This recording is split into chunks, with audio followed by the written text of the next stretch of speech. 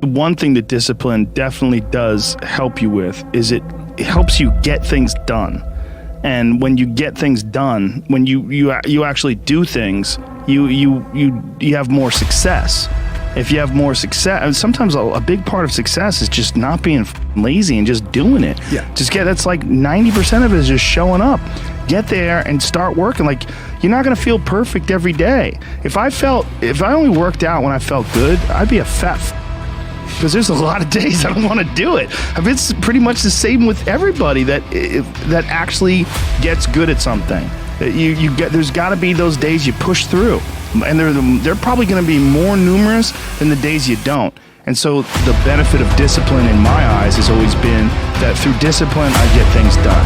I always say that I'm like the most lazy, disciplined person I know because I don't want to do it. Yeah, but I always do. Our bodies, for whatever reason, most people, their associations are to avoid anything that's uncomfortable. But it's so illogical because when you look at comfort and you look at success and progress and the feelings of accomplishment and of getting past certain hurdles in terms of like how you feel about life, a lot of those are connected to discomfort. Like, discomfort is your friend. It really is. Like, discomfort and not being happy and content with certain situations in life or certain feelings in life, they're massive motivators, and they're amazing at facilitating change. And yet our instinct is to avoid those and just sit on the couch and watch some reality show about dudes who make moonshine with our jaw open, like, it's bizarre.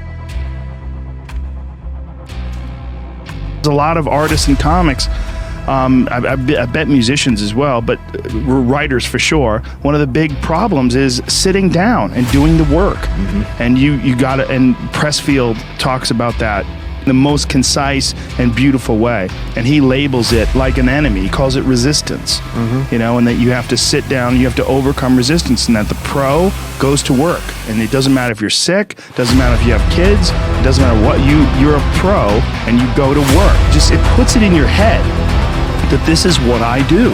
And you have pride in that. And then when you are in front of that keyboard and you look down the count, it says, I got 1,000 words today. I put 1,000 words in. You're doing the work. Yeah. And out of that work, gems blossom. Yep. Little things, but you might have a day where you just write nothing but dog shit. So what? Show up again tomorrow. And tomorrow out of that dog shit, a flower will emerge.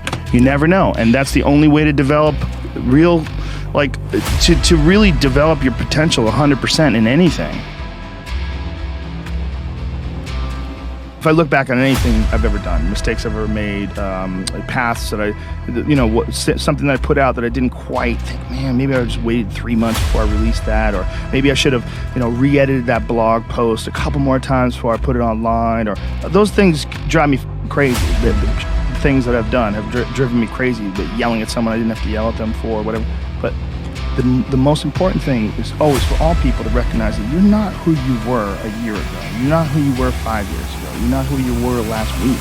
You're who you are now, and this is the only you have control over. So you've got to regulate how much you dwell on regrets of the past. You really got to be careful, because it's good to have a little.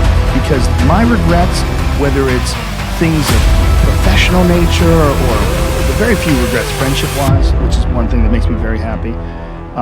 But there's life is strange. There's a lot going on. There's a lot of factors happening in life. But for sure, who I am now wouldn't have ever happened if I didn't fuck up.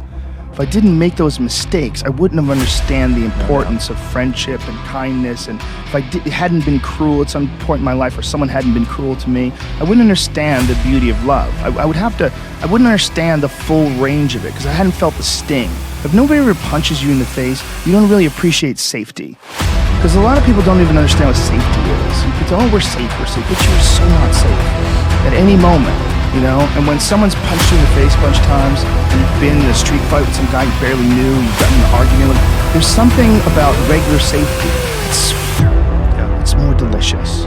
It's more delicious.